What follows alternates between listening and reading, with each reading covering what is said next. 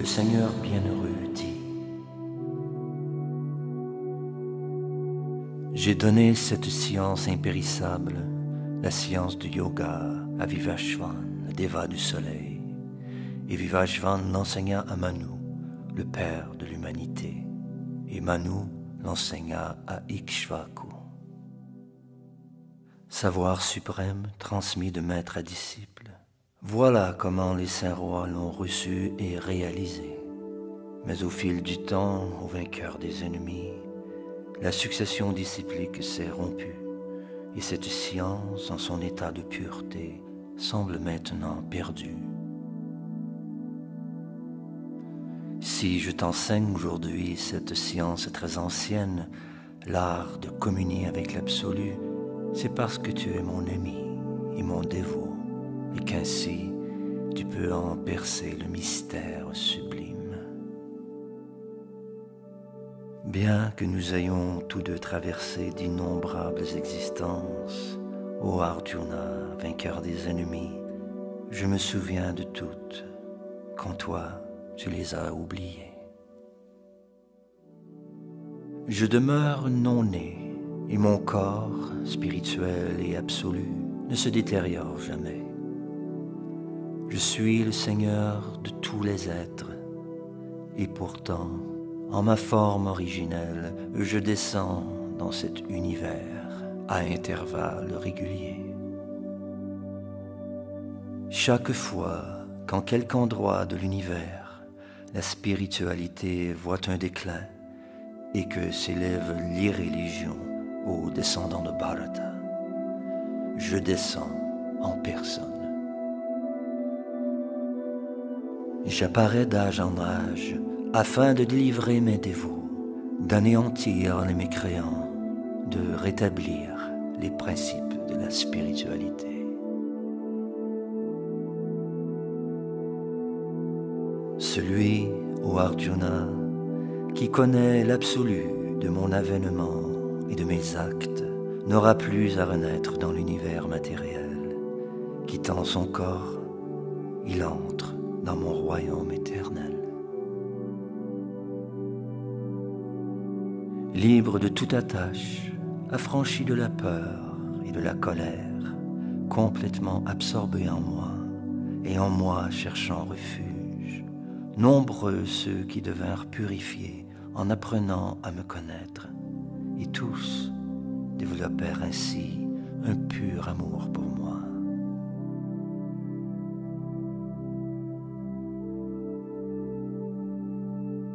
Tous suivent ma voie, d'une façon ou d'une autre, au fils de Pritha, et selon qu'ils s'abandonnent à moi, en proportion, je les récompense. L'homme aspire en ce monde au fruit de ses actes, et c'est pourquoi il rend un culte au Deva. Certes, l'homme ici-bas recueille rapidement le fruit de son labeur.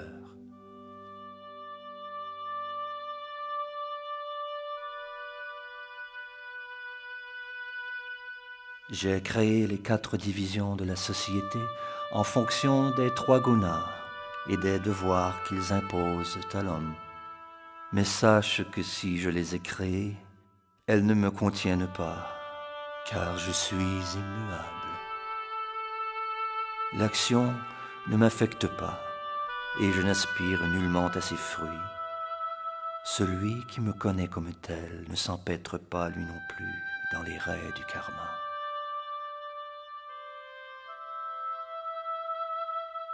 Dans la force de ce savoir, ont agi toutes les grandes âmes des temps passés, et ainsi ont-elles atteint la libération. Marche donc sur les traces des anciens, et remplis ton devoir dans cette conscience divine.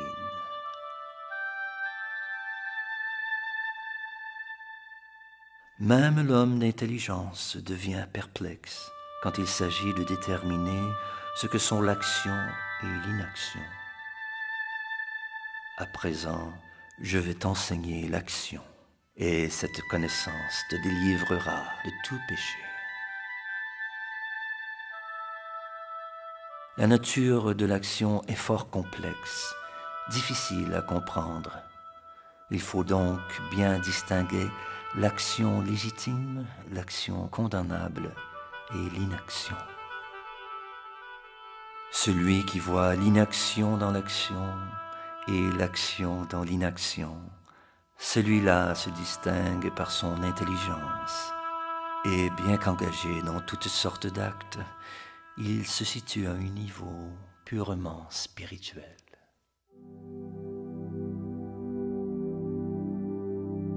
Celui qui, dans l'action, s'est affranchi de tout désir de jouissance matérielle, peut être considéré comme solidement établi dans le savoir. De lui, les sages affirment que le feu de la connaissance parfaite a réduit en cendres les conséquences de ses actes. Totalement détaché du fruit de ses actions, toujours satisfait et autonome, il n'agit pas matériellement, bien que continuellement actif. L'homme ainsi éclairé maîtrise parfaitement son mental et son intelligence. Il renonce à tout sentiment de possession et n'agit que pour subvenir à ses stricts besoins vitaux. Ainsi, le péché ni les conséquences du péché ne l'atteignent. Celui qui a franchi de la dualité et de l'envie voit d'un même œil l'échec et la réussite, satisfait de ce qui lui vient naturellement. Celui-là, bien qu'il agisse, ne s'enlise jamais. Les actions de celui qui, ferme dans le savoir absolu, ne subit pas l'influence des trois gunas, sont purement spirituelles, accomplies pour la seule satisfaction de Yagya. L'homme qu'absorbe pleinement cette conscience est assuré d'atteindre le royaume éternel, car ses actes sont tous purement spirituels, et par l'oblation et par l'offrande, il participe de l'absolu.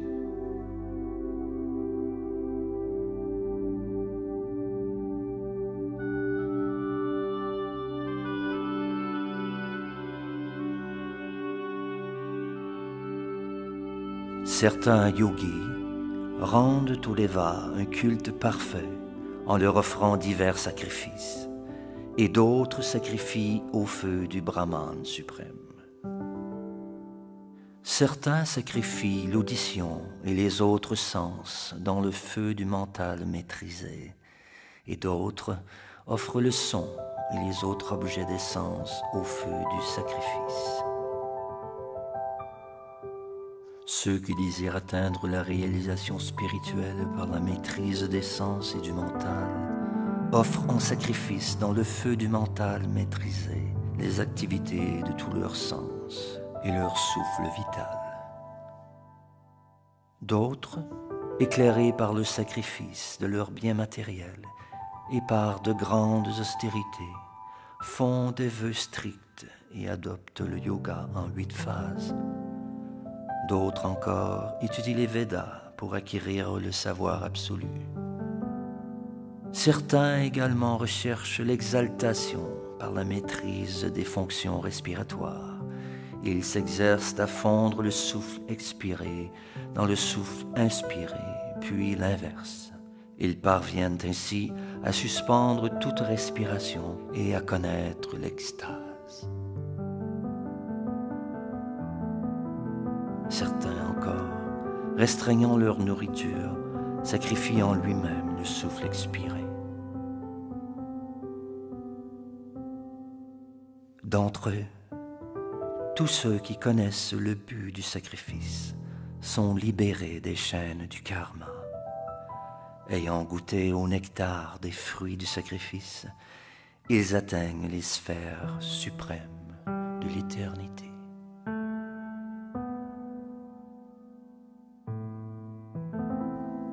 Ô toi, le meilleur des kourous, sache que sans accomplir de sacrifice, on ne peut vivre heureux dans cette vie, en ce monde. Et que dire de la suivante? Ces divers sacrifices sont autorisés par les Védas et conçus en fonction des diverses formes de l'action. Sachant cela, tu atteindras la libération.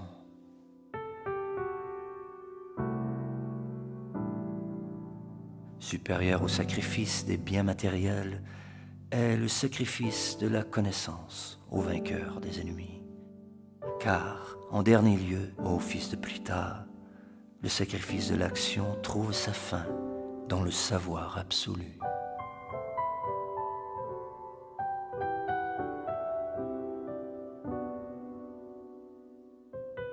Cherche à connaître la vérité en approchant un maître spirituel. Enquiers-toi d'elle auprès de lui avec soumission et tout en le servant. L'âme réalisée peut te révéler le savoir, car elle a vu la vérité.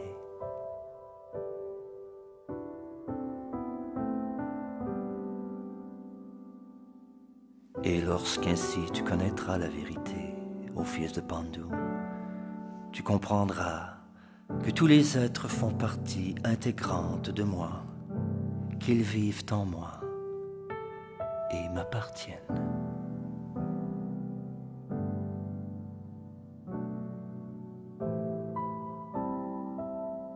Quand bien même tu serais le plus vil des pécheurs, une fois embarqué sur le vaisseau du savoir spirituel, tu franchiras l'océan de la souffrance.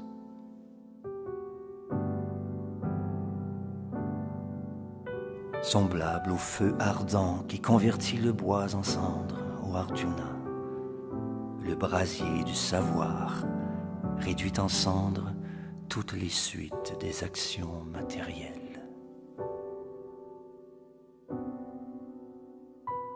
Rien en ce monde d'aussi pur et sublime que le savoir absolu, fruit mûr de tous les yogas.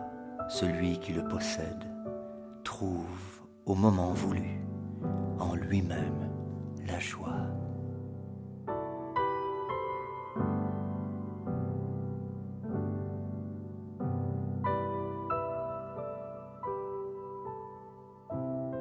L'homme de foi, baigné dans le savoir absolu et maître de ses sens, connaît bientôt la plus haute paix spirituelle.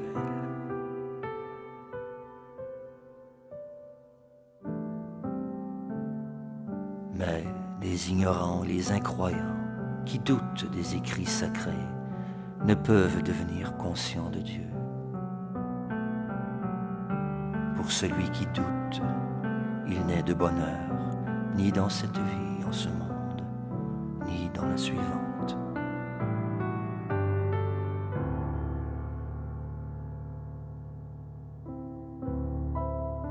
Celui dont le savoir spirituel a déraciné les doutes et qui, ayant renoncé au fruit de ses actes, s'est établi fermement dans la conscience de son moi réel, celui-là, ô conquérant des richesses, demeure libre des chaînes de l'action.